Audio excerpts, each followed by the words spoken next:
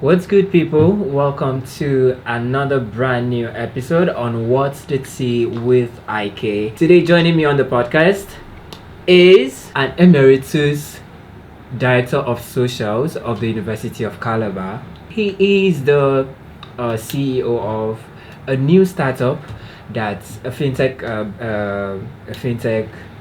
brand, of course, that is about to take us, sweep off away from our feet and all of that. And this is no other person but Mitchell Owoh. How are you doing? I'm good. Thank you very much. It feels good to be here. It's really, really amazing to have you. Yeah. You're this very dynamic person. I mean, I have met, and ever since I met you, I just know that you're always on the go. Yeah. Yeah, you're kind of like on the go guy that, okay, today you're doing this, tomorrow. Like, you wear many hats. How do you even like juggle all of this though? Okay, well, I think that it shouldn't be the first time I'm getting that question, right? I think to add, one thing is that I'm a civil engineering graduate, studied civil engineering University of Calabar. A lot of people didn't believe that I studied civil engineering because of the same thing you're saying. That like, I meet you, you're everywhere. How were you able to manage all this, abilities and different skills with engineering? You know that engineering is a very tough course. Yeah, I told them I just did it, So yeah, creative director, branch strategist, all that, civil engineer, and finally a fintech startup founder. So yeah, I'll say it's the grace of God being able to manage all these things together. It's not if you don't have the grace, you don't have the grace. True that. That's really, really true. Okay, so let's just ease into this. I follow you on TikTok though, and then there's this video where you said you spoke about consistency. Yeah. And then in that video, I actually learned something really interesting, that you had one time dabbled into skit making and then also podcasting. So what was the brain, like what was the vision behind that?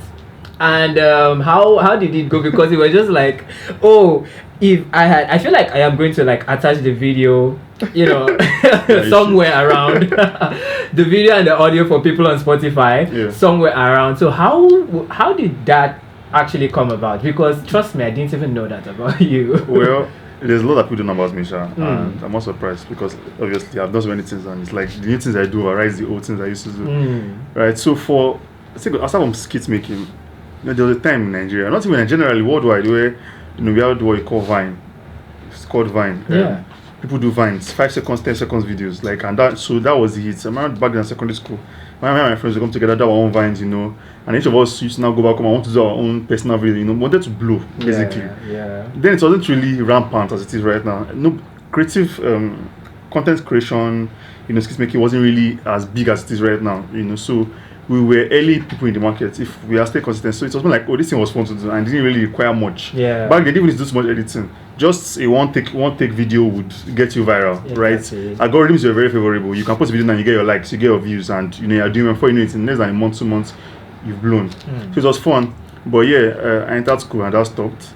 Same thing podcasting. 2020, I started podcasting, and so there's something about me. I'm able to tell trends before they happen. I'm able to tell that this is the next line of any industry. I can see that, okay, this industry is going, this is going to be the next thing, this is going to be the next big thing. So this podcasting thing is not really it's not like nobody does podcast in Nigeria. I can see that by fact people that do podcast in Nigeria were like very, very few. Okay, let me start this thing. It seems fun, and then I started, right? I remember back the idea of a microphone. So what I would do is I had this very original Samsung earpiece. So I cut the earpiece, did this makeshift microphone. That was very clear. Now there is audio editing app, and if you even listen to, I see my podcast on YouTube, have them on Spotify and Apple Podcasts, you would hear the quality of, So it was more like, well, let me just try this and, see it. And once about me, and I mentioned it in that video, I used to be very inconsistent. Like, I'll start something, and when I no longer get the gratification I wanted or I thought I would get, I tend to just leave it aside rather. It is, sorry to cut you. It is something I always love to describe as being a creative junkie. Because you just feel like, this point I want to do this, and then it comes with like there's this adrenaline it comes with, like if I am not going to do this thing, I feel like I'm not going to live to see the next day, so you get it done, right? you get it done, and then when everything just abates, you tend to like dump it, and then move on to the next, and rinse and repeat, and then describe this very well. Before you know it, you have a whole lot of unfinished projects here everywhere. Yeah, I just feel like that video about consistency actually, ignited something in me though. But anyways, before we get into the startup founder, let us get to know you. Like, how were you like as a child growing up? Were you this kind of business person, or were you like really money minded?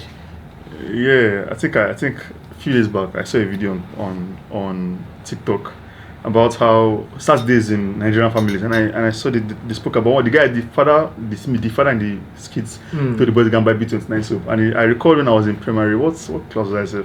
And what we do then is we buy B29 soap, and then I'll gather all the creams in B29 soap and take it to school to go and sell. Right? Because I felt like, it's something. It's to make money, right? I always noted that I wanted to go into business and wanted to enterprise. So I would pack about 50 of them, go to school. We guys buy. I know that people already had B29 soap in their houses, even if they don't have. But like, why don't to buy cream? I mean, these are primary school students like me. Like, why don't to buy cream for me?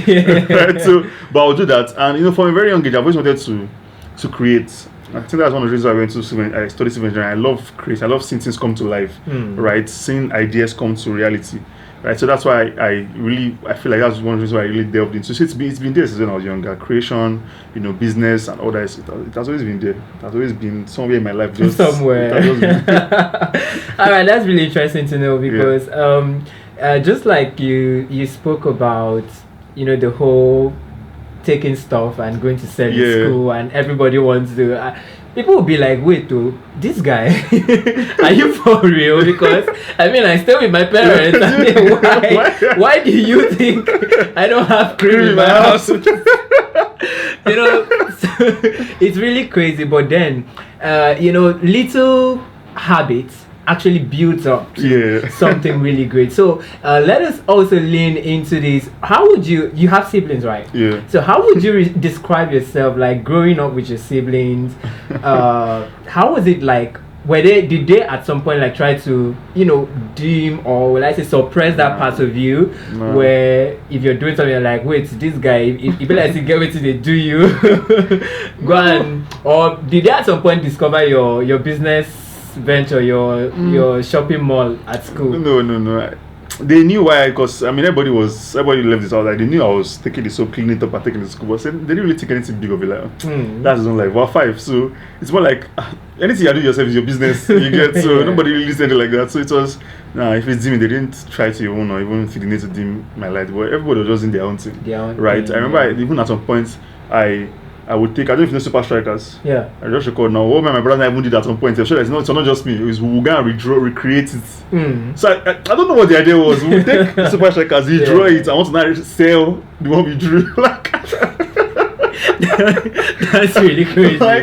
So it was like we all just wanted to just do something, right? We'll take comics. We had a lot of comics then, different kind of. So we'll take them, we'll redraw them, and take them to school. I want to resell. I'm like, just because we feel like it was nice and people want to buy. So and if I record even my year 1, I tried something my year 1 in Unical. I remember I did that lending. I just sat down. I thought about the business model behind lending, like borrowing money basically. And I was like, okay, this thing makes sense. So I can start it as low as 1,000. I mean, back then 1,000 was good enough. Even if it's not that so big, but at least. So at 1,000, I borrowed my friend 500 naira. He paid back it about 600. I carried enough. I have 800 naira. So I was borrowing until I had one friend that I borrowed money, and he didn't want to pay back. So that one just really I was like, no, I don't do this business anymore. Because what do you mean I'm giving you my money and you don't want to give me back? He didn't give me my money back, he didn't give me the interest. So, but yeah, business as business. I don't record that one too. That was, I can't forget that one. It lasted for close to just a week. It didn't go past. After that friend, I said, nope. Crazy. Before I want to finish. So, but yeah, it's always been there. Yeah. Okay, so we also spoke about social media algorithm. Would you actually say social media algorithm now and before is like the same thing? No. When I pick of my skit making career, I used to get my 400 views. And mind you, back then 400 views was 400 views. Yeah. Like I mean, back then we see people with 10,000 views are like more like 5,000 views. Now because we knew what numbers were, right? Yeah. There's been a shift in social media, like generally. I know that my highest video then was about 700 views, and I know how I felt in school. Like I walk into school and I'm senior Mitchell, those kinds of like because I 700 views, like that means that's a milestone. you get. So like it was hard to get, but at the same time it was hard because it was like 700 people have viewed my things and they really liked that. Then Instagram felt like Instagram. Well, now there's been a shift. There's TikTok. People now get views for no reason. How like I don't know how to explain. Like you just post, and it's kind of contradictory, right? Even as I'm talking now, it's like but like people post now and then they just get views, and some they post and they don't still get views. But at the same time, back then you post and you don't get views, but you get views and you know that the views is worth it. Yeah. I don't know if you get right now. You can get 200 views and you know that this 200 views now just random because it doesn't. Then if you get 200 views, I get like 30 likes, just like maybe like 25 comments.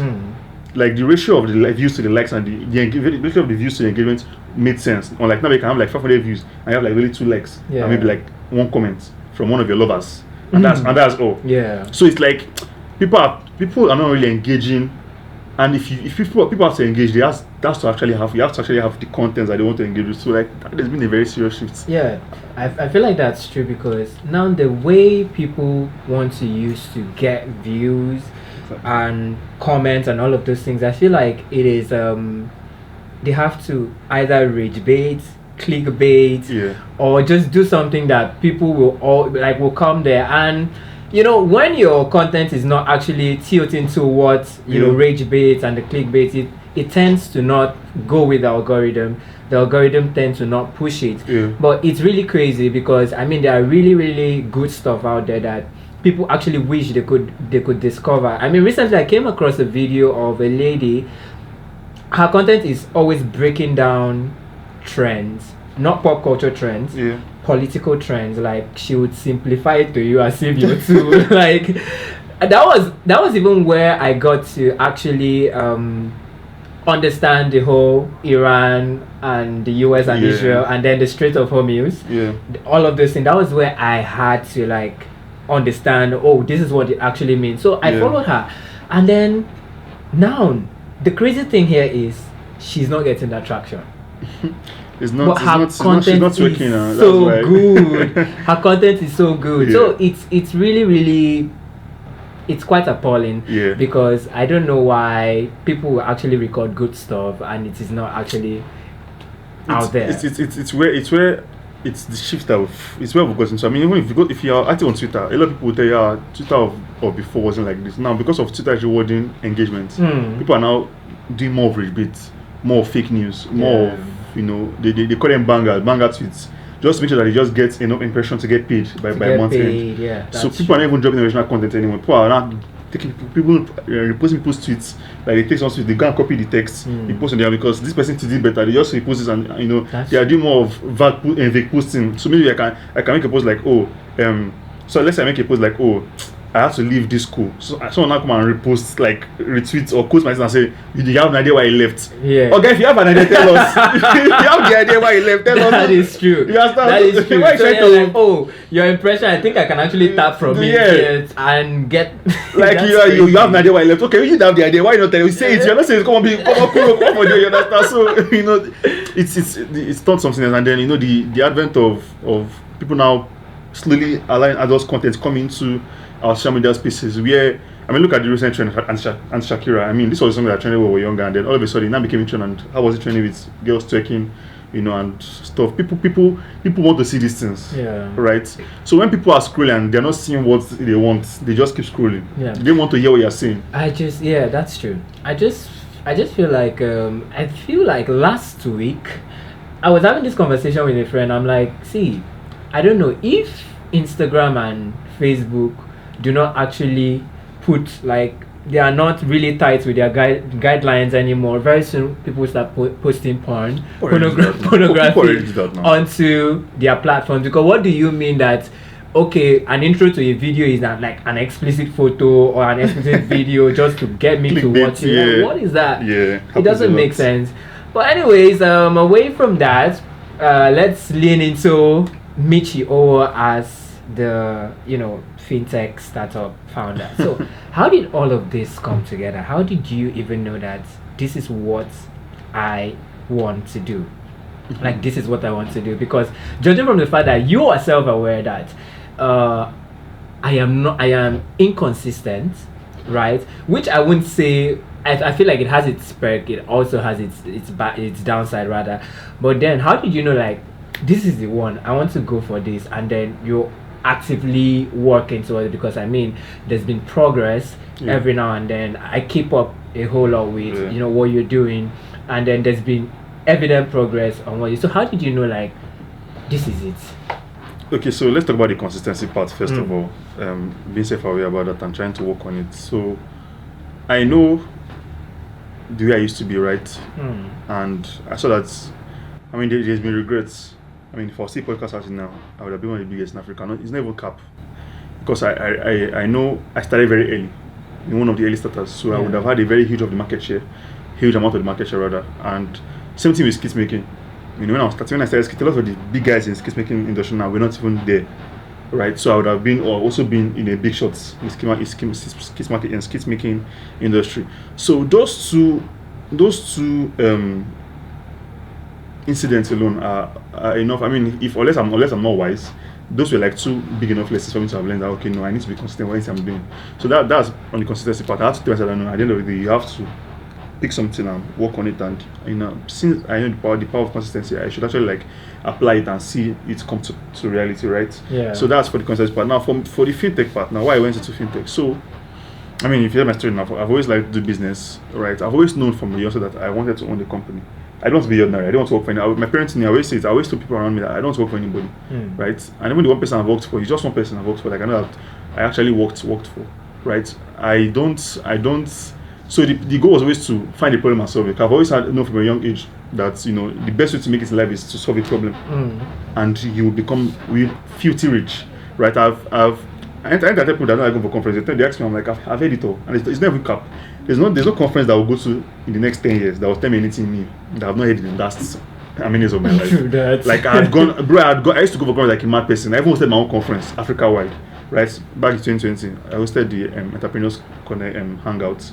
Had about 800 people across Africa attend during the peak of the COVID.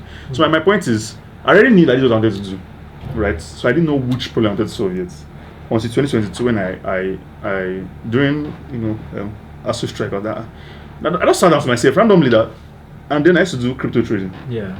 So I was asking myself that this how did they do it in crypto? How are they able to allow money move from point A in one continent to another point B in another continent in seconds? How did they do it? And why has nobody taken that same technology and put it into traditional banking and traditional payments and made it faster, and made it cheaper, and made it more secure, because the blockchain is very secure.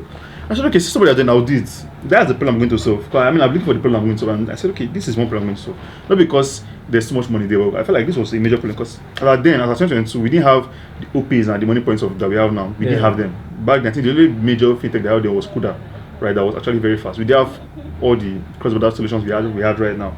So the goal was to see how I can make that happen. I'm not a developer. I've never written code in my life. Okay, I have, but like I've never pushed any software. Yeah. I also now gather up a team. My first ever team in 2022.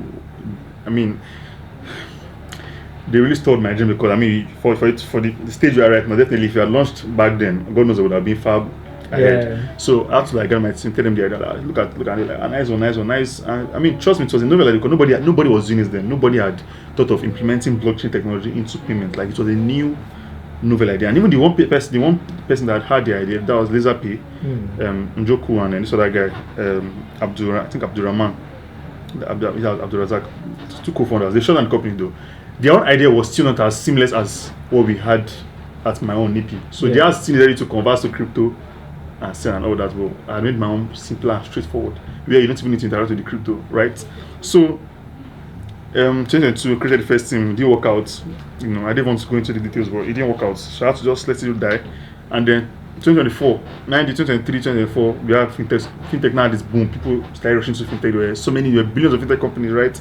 Everybody's doing everything. I was like, what's my days? I won't lie, I actually forgot. Even I did someone's doing this, but I actually kind of forgot, that particular solution for a bit. On 2024, I had a friend which asked me that, Mitchell, you have fun now. You sure you won't do one fintech one time? I said, yes. What happened, man? I said, I will do. Now, this is me procrastinating. He said, no.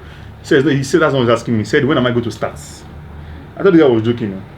This guy gave me an ultimatum because I do UI UX, right? So he told me, go and do this UI design of your app. Give me 1 week. I thought I was joking. 1 week after the guy came back. And I didn't do it. So after that, when I came, I was always calling me every single day. So me, I feel like this. I was like, let me just do this thing. Let me know. Like, say, listen, I know this was my life. I did it. So okay, now I do this one. Find a team member. I say, guy, small. He said, no. You know that 1 week, you have to find two, three team members. So now I found out people start building. I say, Chairman, relax now. And that's literally that was the person that got sent to kickstart the process. I don't like it was God sent because he left for me. I won't have started it as a then. So I started it and then we started building 2024. Not basically building, but decided we did more research because this was a new industry we're going into. Yeah. New in the sense that it's fintech, but the application of fintech I was trying to build or trying to go into was way different from the norm. So we had a lot of research. We researched for 2024, 2025. So at mid 2025, we almost had a product, but then something happened. My developer pulled out of the team. Mind you, before then, I already had 2 developers pull out. So the final one, and there were 3 in total, pulled out and left the product, high and dry. I had to now go and start finding new developers again. 2020. By the end of, so I'm telling you, by the end of 2025, I had to go and start finding new developers again that actually were going to be ready to work and we're going to stay. I was able to get 2, and in 3 months, we were able to get the MVP out. We were able to, and from scratch, they couldn't work with what the other guy did. So once about development, I'm not saying the guy's code were not good, but there's how since not be a builder. Yeah. To be able for you to continue for that person, so they have to ignore his own code, start from scratch, and build a new product. Yeah. Right? We have to even do a lot of streamlining, and all. But yeah, they started October, November. Yeah, I think November. Started November, and by January ending, we had our MVP. MVP has been one viable product, like the first version of our app, and then so far so good. We're testing. We've done close as of this morning. We did close to 600k. I think we're 30k short of 600k in volume, and then people are still transacting, and so far so good. We have like close to 100% success rates. A lot of the failures we had are from our test periods. Yeah. But because we're very transparent, we left them decide to let you know that okay, we had some failed. We'll not say that we're 100% successful. Yeah. So those 10 failed transactions, and those were all just test transactions. The rest is all successful. So far so good. So yeah, that's how we got to this point, and hopefully we'll go beyond this point. Yeah, definitely, because with the work rates and the way your team, you and your team are actually going. Yeah. The other time this is new news actually. It just came out because the last time it was 400k. Oh, I posted So you see, that was like less than a week ago. That's like 4 days ago. Yeah. So that is it. Congrats on that though. Thank you very much. So going forward, moving forward now, you spoke about while you were talking about like your journey and everything, the challenge of people pulling out. And so, now, what was the main problem of them pulling out?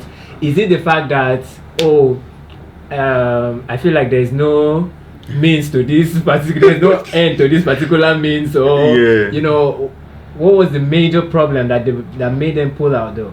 Well, I think it's quite obvious. I think I've said that in one of my videos on TikTok. It's basically funding. So first of all, I'm being in a very saturated industry. Fintech is so saturated. There are over 500 fintechs in Nigeria alone, the place of Africa, the place of globally, all almost doing the same thing. Yeah. And I have to say for a fact that people who are doing almost the same thing, but doing it differently.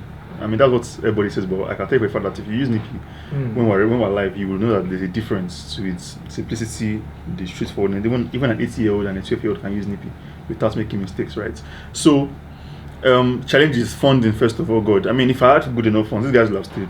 They have to leave because they have to go and find money. They can't keep eating my dreams, right? It's one thing to have a dream. It's one thing to have people that believe in that dream are ready to build with you, because it can be very tasking. Trust me, it can. Even for me as a founder that has a dream, sometimes I'm like, oh God, which kind of thing is this? Like, what am I even doing in my life? Like the times I'm like, what am I even doing? This thing will even work. What if it doesn't work? Yeah. You get, so I won't blame them. Right, so major issue was funding. There wasn't money. They're still using money, but I've stopped fundraising for now because I've had an understanding of how these things work. So I've paused fundraising, like active fundraising for now. So major issue was funding. No money to sort 1 or 2 bills and pay. And I think at some point, to a couple of developers that I reached out to, did not see it being scalable. I think one even told me at some point that this idea is not scalable. I'm like, okay, I didn't even argue with him. And I felt like he's not seeing what I'm seeing. So, and it's not his fault that he's short-sighted. It's not his, well, that's reality. It's not his fault that he can't see, because there are people that will see and they're like, this thing makes sense. I mean, my developers, when I told them, they were excited by the idea alone. Not even the pecs. They're like, this thing. No, let's try to see it work. Yeah. And when it was, they're like, oh, this really worked too. Like, this is your team that is mad. So, so I won't blame them for having, short-sightedness, but at the same time, it's not their fault. So, yeah, I think funding basically is one major issue that any founder will face, especially if you're building in a very saturated, and now that we're in this AI bubble where everybody's building AI, this AI, that. If you're not building AI, they're like, wait one side first. We've passed fintech. Even though fintech are still getting money, fintech are still getting serious funding, but you have to have showed good traction in the sense of like track record. What have you been able to achieve? So like this, your transaction volumes, your user base, your active transaction. Those figures. People want to say that okay, you're not just another fintech that is just paying dues, and you're actually making and there's actually something different about you. Yeah. So yeah, the bigger challenge is funding. Yeah. Okay, that is something too, because I mean, we always know that money, everybody, that is the currency, everybody, that is the language everybody understands, because because they want to, okay, what is in it for me? Like, what am I going to get out of it? But anyways, away from that, there's this whole theory about, you spoke about Nippy doing some things differently, and there's this whole theory about if you want to do something, you're in a space where, okay, I feel like this space is saturated. You use the white cow, purple cow theory. Oh, you know about that. That's nice. So do you actually believe in that theory? And yes. Okay. So I mean, in a field of brown cows, you have to be the purple cow, and that's one thing I always don't like. You have to be the one, and it's for the past few weeks, it's something I've been researching a lot. And yeah, we've come up with a couple of features that will make us stand as purple. I mean, everybody does the same thing, right? You can send money globally. Not even so. A lot of the situations we have right now have limited places you can send money to. I had a friend recently go to Kigali and he couldn't spend in Nigeria. Yeah. Look at Kigali is just here in Africa. This is not even the Europe or Australia. And he still could not spend his naira. But now the good thing about Nippy, first of all, and this is me selling my products. The good thing about Nippy is you can literally spend your naira anywhere as long as you have a Nippy wallet and your naira is there, and the country you are in is supported by Nippy. By God's grace, you will be able to support all countries, because my goal is to have. Let me not go into that one first. But but you can literally spend money. With our long-term goals, you can spend money your naira in now. And I was telling someone the other day, right? So this means that you don't need to even convert your funds. We do the conversion for you. That's our basic. That's our foundational feature. You don't need to convert your funds. We'll do the conversion for you. So you can have your naira in your wallet, and then you go to the UK, and then the person gives you their pound account number. You can send, and it enters your account as pounds. So we do the conversion for you, right? And same thing anywhere. So you're allowed to spend anywhere instantly. No need for conversions, because now that's where a lot of these fintechs hide their money. They conversion fee. They tell that transfer is free, but there's conversion fee. That is very true. That is very true. But there's no conversion fee somewhere. So that's capped as this, and you're like, nothing. We're not sure we watch, and I'm saying this here for the first time because we've not put it out there, but we're making our transactions free.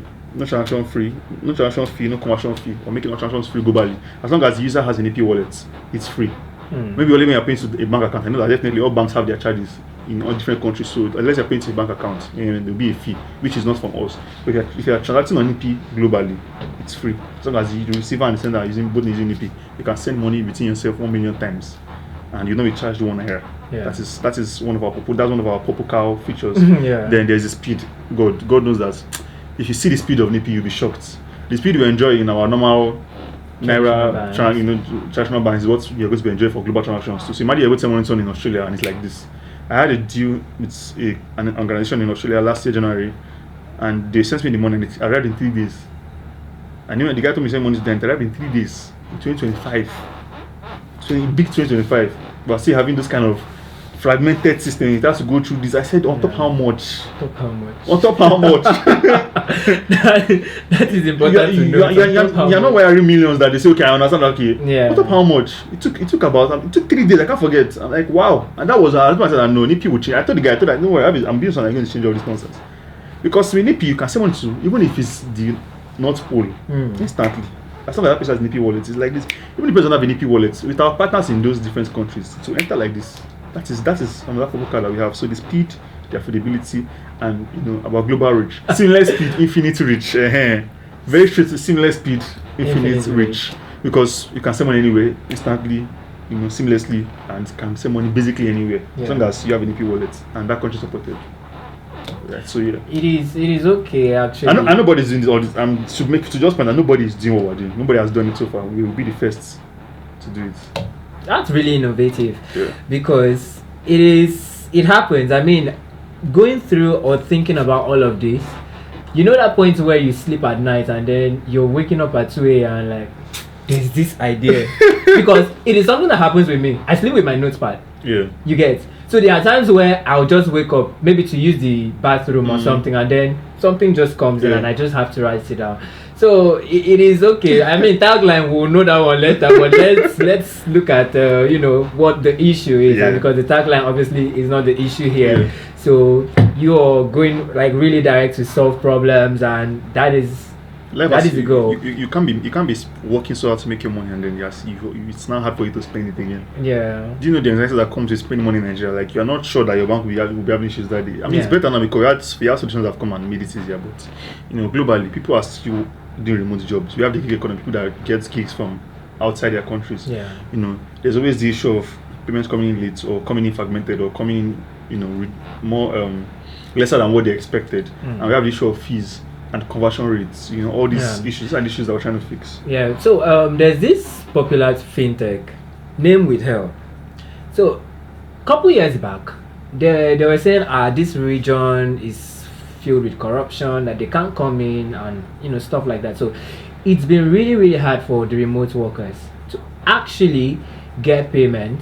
And then the ones that are now acting like a buffer between these two people, it is also an issue, because it is actually they themselves in this part of in these regions of the world, they themselves are hell bent on this particular fintech app, that even when you're working as a remote worker, that is one of the criteria for everything you get. They're like, do you have this particular fintech? So if you're saying otherwise, it might even cost you the opportunity. You get. But now these persons are now coming, and then they're telling you, oh, this region is so corrupt, we can't do anything here and everything. But now early at the start of the year, right? At the start of this year, they announced that they were coming into the region. So what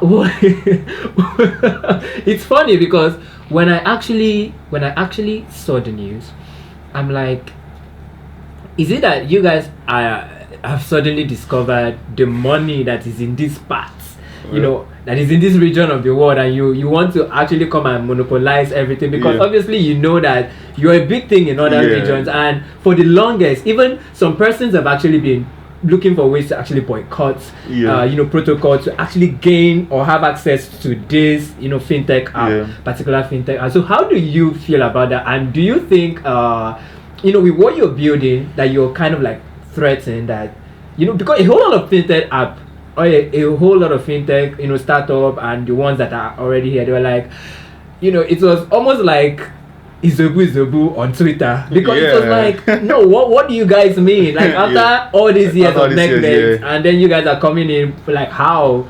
So, well, I know the startup you're talking about. I can't call it a very big company. I know the company you're talking about. I was live radio back and forth on Twitter, and they came in partnering with a particular fintech brand in Nigeria, one that has really been around for close to a decade, if not more, right?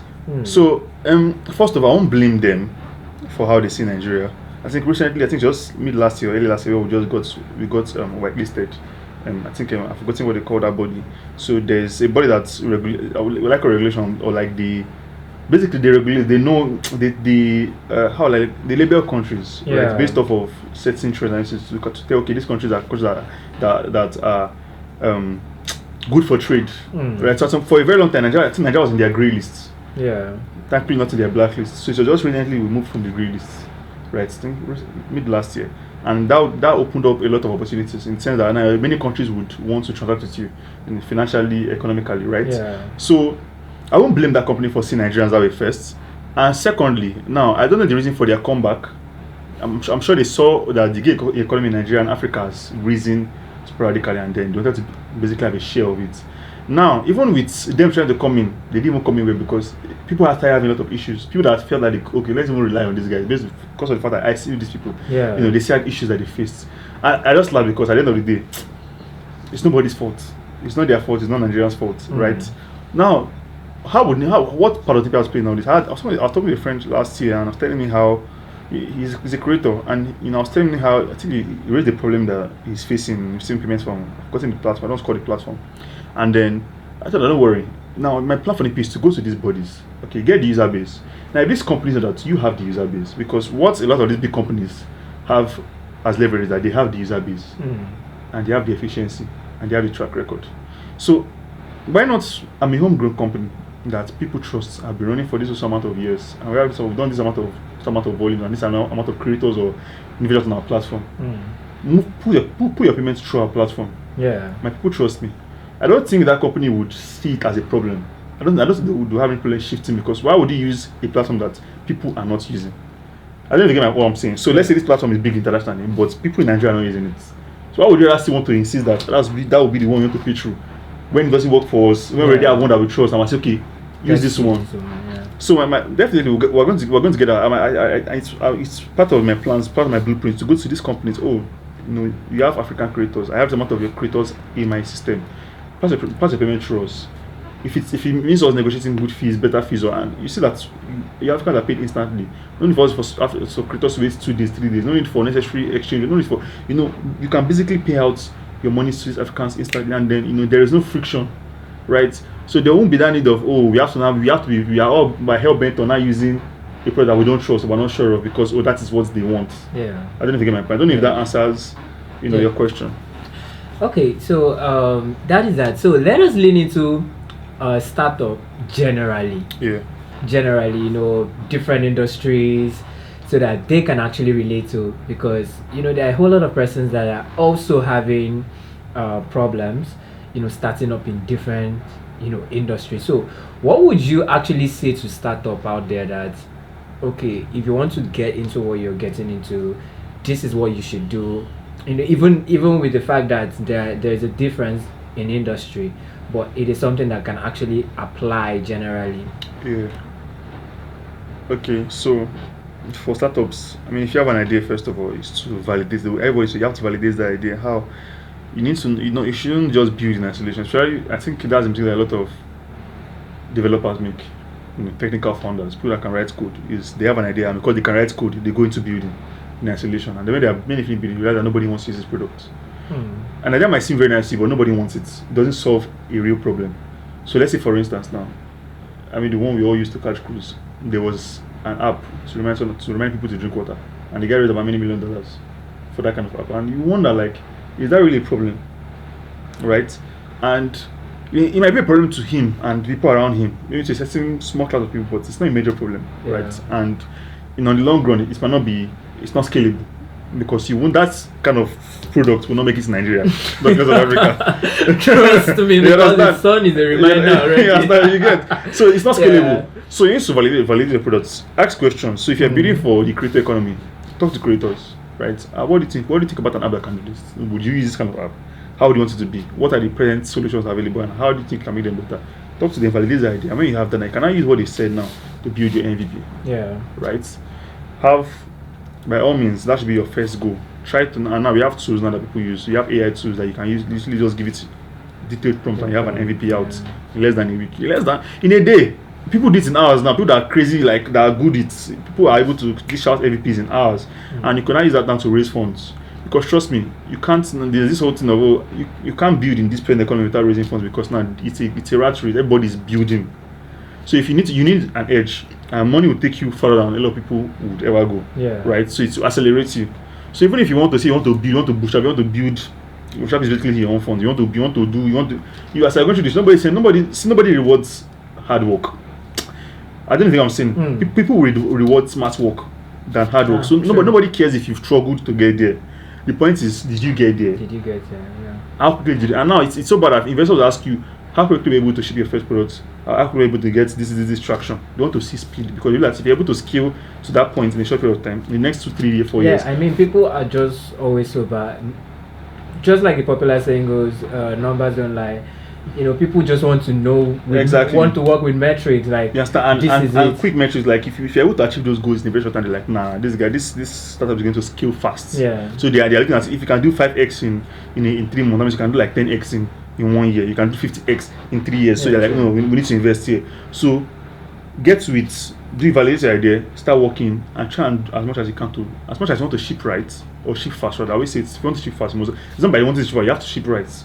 You have to ship smart. You don't have to rush it. Because like first in the financial space, if you mistakenly get vibe code in financial products, you're on your own. You meet new people.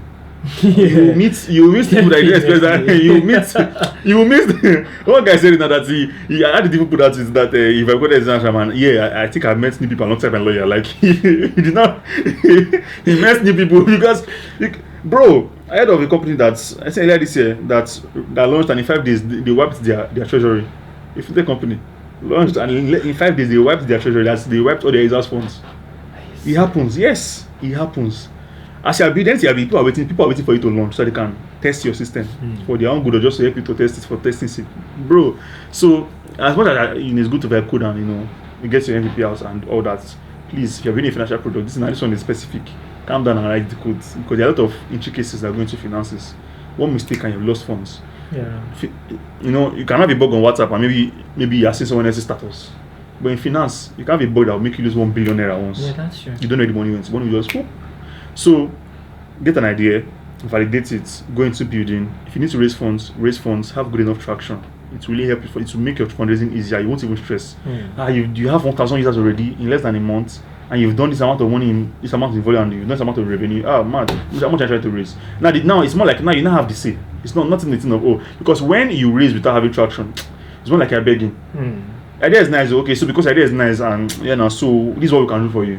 You become the one that needs. But when you have good traction, they now need you more than you need them. Yeah. Because they're like, this guy has the potential, so they need you more than you need them. So you now have the right to even negotiate better deals than when you are fundraising without traction. And that's the mistake I made, where I was trying to raise funds for a year without anything, no MVP, just an idea in fintech space. When people are tired of fintech, so I had to show that okay, this is what my fintech can do. And with my MVP, I know that the conversations have changed so far from you have an MVP to okay, so what are the terms of investments? So there's been a shift from what I see from what I'm hearing now, and I'm glad for that. So if I known that earlier, definitely I would have focused more on building and not fundraising.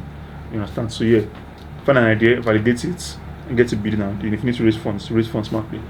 Yeah, that's something. So if you're actually watching or listening to this, this is actually from somebody who has walked the walk and who is also on the journey of becoming, because you've heard all that the whole fintech space, the startup as a whole, even me that is talking to you, this is a startup. Let me tell you, this is a startup, and it is not easy, because there are days where you just sit down and you're like those days, like many nights you're just seated and you do not know what step to take or what to do, or if you're actually do the right thing. It's very crazy. Like you just be like when because it is always that timeline of when am I actually going to get into this. So are you actually, you spoke about AI, are you actually scared that there will come a time that AI might actually kick everyone out and just start managing our finances? Well, or is it already doing that though, and we are not aware? I feel like it is a huge gap. If you're not on Twitter first, you are like behind in the AI space for like 1 year behind. The things that AI is doing now, bro, you'll be shocked. The kind of things that AI is doing now. Companies are now laying off thousands of workers because of AI has taken over those jobs. Yeah, true. Recently, a popular company laid off like close to 10,000 workers. Can imagine. Companies are laying off every now and then. Big companies, not even just. That was Microsoft. No, not Microsoft. Blocks. Okay, Blocks. Owned by the owner of Twitter. Yeah. Yeah, Blocks. I think Blocks. Cash App. I think Cash App was under Blocks and some other companies. But yeah, I can imagine, and you attributed it to AI. But I still wonder, why would I even have that much amount? But people have their reasons though. My point is, it's coming faster than we expect, and it's not. I feel like it's not a thing for us to get scared. It's for us to see how we can adapt to the changing landscape, right? If AI is coming, what can you do to differentiate it from, or that can safeguard you from this whole AI take over. Right. For instance, now, can AI take over finance? It's very possible. What's the benefit? And it's very possible. How can it do it? I really don't know for now. Maybe I don't disclose, but I know that there's a possibility that AI can come now and take over finances. But there are certain things in life that still need a human part to play. Yeah. Like AI cannot spend my money for me. I have to decide to spend that money. True. I have to have put the things in place for you to spend the money. So, just position yourself in a spot where even if the AI comes or doesn't come, you are safe, right? You're not. There are so many now. Graphic designers now are beginning to cry everywhere up and down that AI is AI, and people don't care anymore. They would rather go to AI and give it the program, post that useless design that is too noisy. Now don't want to pay because your price is too high. Now, so I feel like even the designer should not even. I want to look at designers. So I don't know how to advise them, but my point is just sit back, relax, ask yourself good questions, see how you can put yourself in a spot where this AI takeover doesn't affect you directly, and even if it does, it doesn't affect you too much because it's coming. It has come and it has taken a lot of jobs. It's going to take more jobs because AI is becoming smarter every single. Not means that an AI can write full code for an idea. Yeah. What would take 5 years ago, take about 5 to 10 developers to build. It's not taking just one AI model few seconds to create. That's scary. It's scary because if I am a coder, right, I would literally be scared because I had an acquaintance, right, that was in this 1 week lock-in, like I am not taking calls. I am not responding to build. Yeah, I'm not responding to messages. This was actually like a job he was, hired to do, and then he was locked in and trying to do all of this, and then on the day that he told me that this day I suppose don't finish this thing and stuff like that, you're not saying that I had to like wipe everything off and start again because there was a little bug. So it's crazy because immediately you said you spoke about the whole AI thingy. I'm like, come to think of it, if I am that person, I'm like, AI can actually write code in like, let's say an hour or less, and here is me, a full-blown app, very functional app. Here is me, writing code and wiping it again and doing it again. What if my employer is not patient with me? God, on that bridge, I'll start living there. The good thing about that now is that a lot of employers are not even allowing their developers to use AI because they want things shipped faster. So what they now do is they subscribe the plans for these developers. I mean, you can use it. Now it's sweeter because now it makes your work easier for you. You know what you're trying to do. Now you're a developer that is experienced. You know what you're trying to do. Yeah. So you know how exactly to prompt the AI to give you the results. And even debugging and debugging. Right, so you know that before you have to manually search each line of code to know the bugs, find out the problem. But now the AI will do the scanning for you. The bug, you can tell it the bug, and so it gets to the point of no bugs again, and everything is fixed. So as much as AI is taking over jobs, it makes life easier. Like for even the developers that come in, it makes, because at the end of the day, me as a founder will not I won't be able to prompt an AI bot to say, okay, please add this new feature to the EP for us because we want to launch. No, I still need an engineer, a software developer that knows that it's okay, work with the AI. So definitely, I don't see AI taking the job of software developers for now because I feel like at the end of the day, it still needs those prompts. It needs someone to tell it something, and it's not going to be me. I don't think I will have that knowledge. Okay, do this. You understand? So yeah, I think it's more like a helpmeet for developers than a competition. Yeah. Okay. How about putting together a team? Like trying to. I know we've spoken about all of this, but people do not talk about the part where we want to, putting together a team that actually know what they are doing. Yeah. Understand you and your goals and your vision and the mission of what you are trying to build. You said something very important. Team that knows what they are doing. That was it. The team I had first did not know what they were doing. I'm not even capping. Let me even say they did not know what they were doing because I remember I had 3 developers, 1 front end, 2 back end. I've forgotten. So this one was stated. So have you created this? They were just, have you created this? Have you created this? And back nobody had created anything. They didn't know. They didn't. In fact, before I even made those ones, there was a guy I met. Before I made those. After I made those ones, one I met, blockchain developer. Can you build this thing? He said I can do this in 2 weeks. I'm like, You say you can do what in 2 weeks. Side eye. You say you can do what in 2 weeks. You say you can do. Even that I know. No, it's not. That this idea cannot be done in 2 weeks. I say yeah now. Let's get started now. Me my co-founder. Yeah, how much? You say I charge just sending 10K first for data. I say that's what you need, please. Send me 10K for data. Till this day, I kid you this day. I never see. Thank God. I see that guy around in Calabar. God. Child. So Friday 18 and what they are doing is very important. It's very important. Yeah. As you find out, you have to be able to sell your idea because they always say you keep selling to investors, to users, to your team. So you have to be able to explain the rest to them, and then they have to understand and be able to build, right? So they need to know what they are doing. They need to buy into the dream. It's very important because if they don't buy into that dream, they will not have the zeal to build. And I thank God. See, all get a big goal. I thank God because if this my new set of developers is not buying into the dream, only God knows where I mean. Probably I'll still be looking for the developer. Probably I'll still be saying, MVP is coming soon. But they bought into the dream. They saw they loved the idea and they went into building.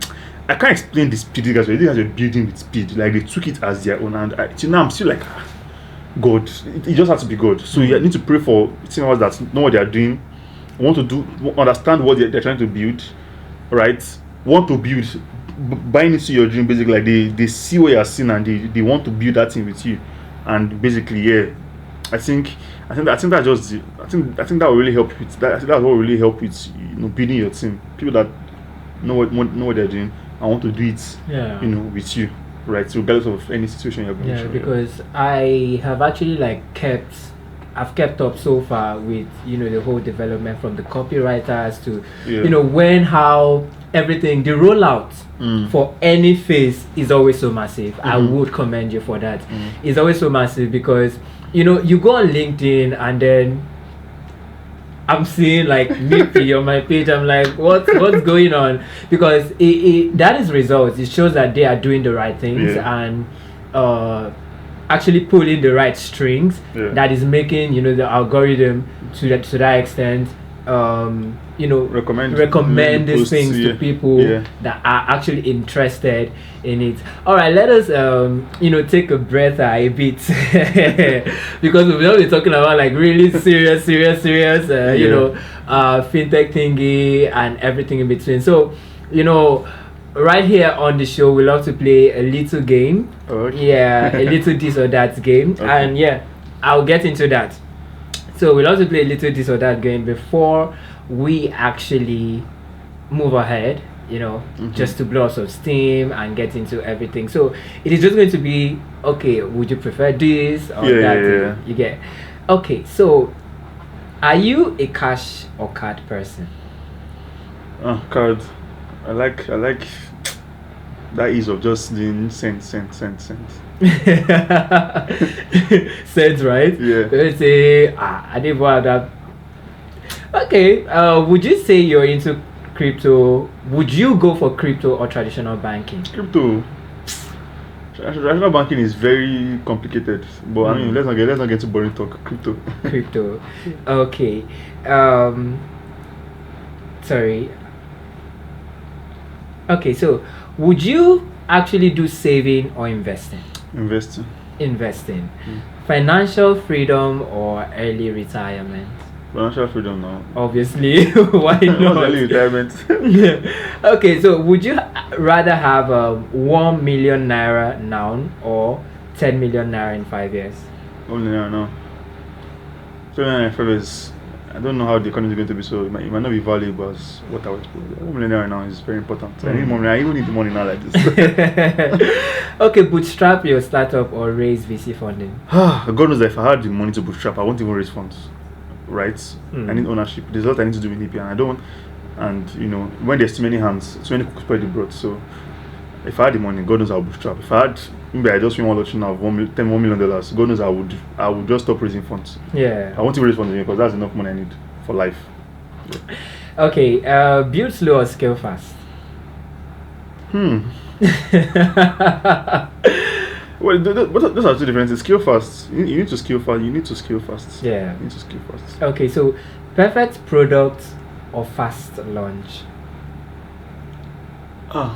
looking at it from fintech, it's a perfect product though. You can't make mistakes. Yeah. You can't make mistakes. I'm not. I have to even I can't rush to launch again. I'm not even rushing anymore. I don't want to mislead people. Okay. Bank partnerships or fintech competition?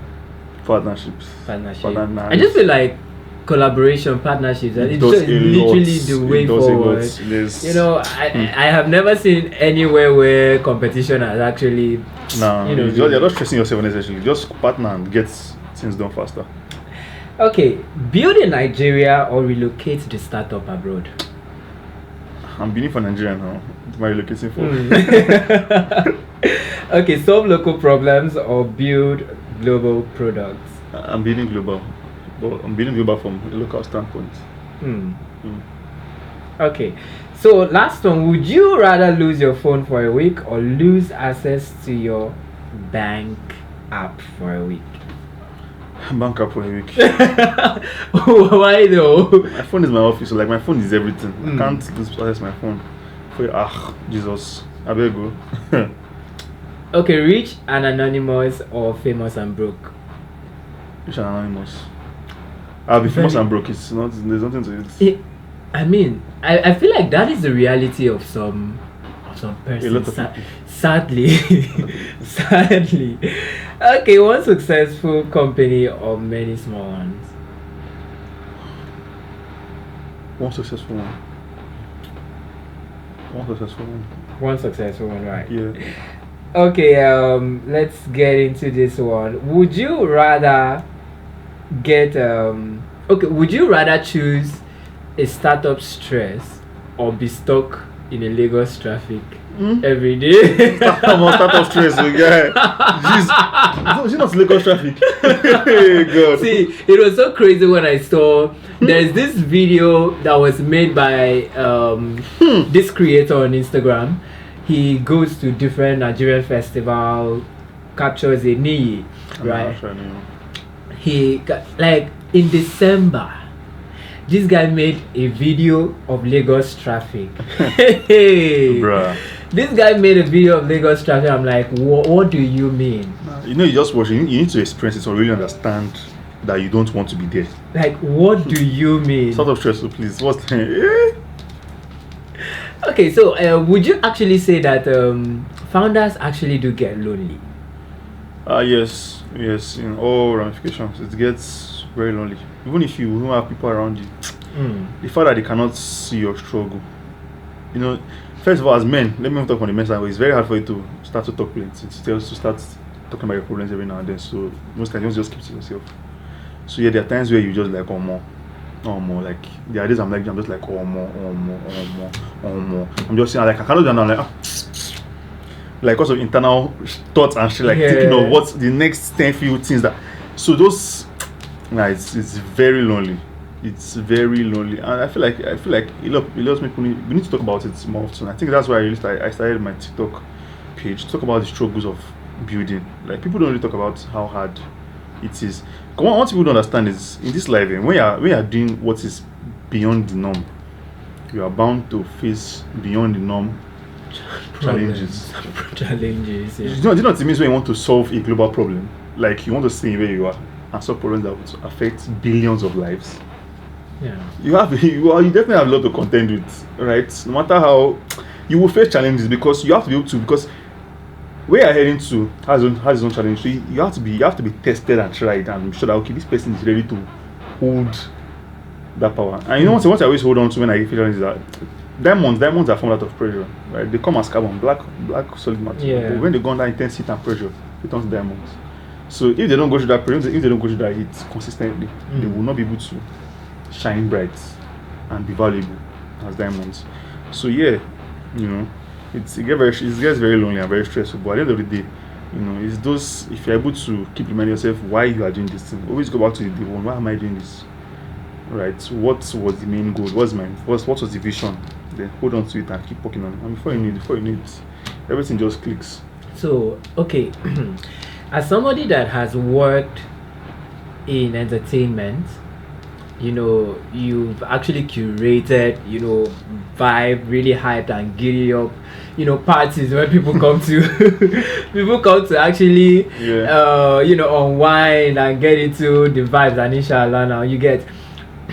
Would you say that has changed ever since you like you locked in, and would you say that? Yes, that's nice. It has a lot. I have generally apart from my normal entertainment level, like I've basically locked in and just locked out a lot of distractions. That's why I said, let me just lock in. Let me just, you know, as they say, just go in 6 months, keep building, don't post too much. It's what I've been doing for the past 2 months, 3 months now. I've just been looking, right? Parties don't really freak me anymore like they used to before, because at the end of the day, you know, all I see now, I see users. I don't even see, and like almost 500 users. Like, they're all paying money now. I know, right? So like, it has changed, and now, you know, someone called me during December. Someone called me Ned, and I was like, "Chai, they don't call me Ned, me." Like a whole me may be social animal. They call me. I think they're not me Ned. Like, what do you mean Ned? Like, please. Let's be guided. Like, oh no, I feel bad, but like that's my reality now. Now I'm in Ned because like now it's more of tech business. Like it's no longer. You're trying to keep up with you know, industry trends. You know, because you have to be abreast of everything happening, so you don't lose out on anything. So that's true.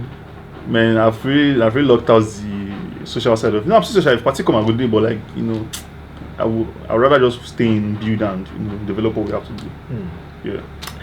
Alright guys, it has been a really insightful and very innovative episode, trust me, with the founder and CEO of Nipi. Thank you. Yeah, he has told you everything you need to know, and you should watch out for this one. You can go follow them across all social media platforms, or you can follow him on TikTok at my name is Mitchell Owoh. Mitchell Owoh, okay, so his TikTok ID will actually be on the screen for those watching on YouTube, and you can just head out there, keep up with him, because he posts, you know, really relatable stuff. If you're a founder in every industry that you are, there are some truths that you need to hear, because a whole lot of persons actually do glamorize most of these things. You know, they are all about, you know, I did it in 7 days and you feel like it is that easy. So you can actually just, you know, keep up with him and know that you're on the right path. Stop spending your money on all those conferences and everything, because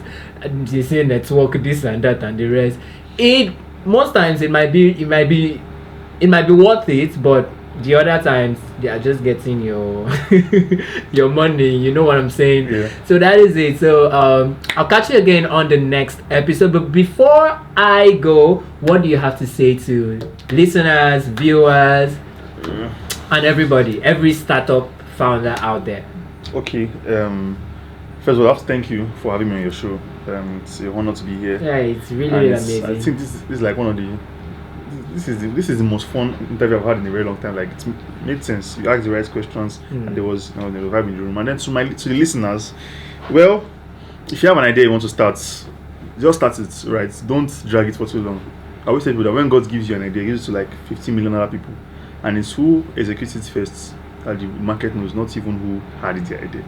Because now I can always whine about how I had Nipi 3 years ago or 4 years ago, but nobody cares because I did not release it 4 years ago. Of course. You get, so that's true. If you have an idea, go for it. Don't waste time. Don't waste any time. Just go execute. Let people say that, oh, you have it. Let it be you're the first to do it. Even if it doesn't work out, so let it that, okay, you are the first to do this thing, and then you did it, and then hopefully you do it well. So you have the idea. Anything you want to do, go for it. Don't be held back.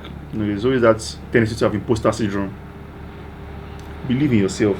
It can be very. It can be very fun. It can be very anyhow. You can doubt. You know. So tell that will I actually be able to receive $1 million in my account? Like, is it possible? But people are doing it. Every now and then people are raising $2 million, $3 million, $9 million. Like, these are human beings like me. I mean, two young guys that are younger than me just raised $11.7 million beginning of this year for their war tech company. This is their tech drone tech company. This two young guys, two Igbo boys in this Nigeria, $11.7 million, right? Convert it. So you believe in what you are doing, it can happen. If other people are doing it, you can do it, and you will do it. If as long as you put your mind to it, you're going to do it. So stay focused, stay consistent, and just keep building. All right. So that's a wrap. Catch you on the next episode, and have an amazing one.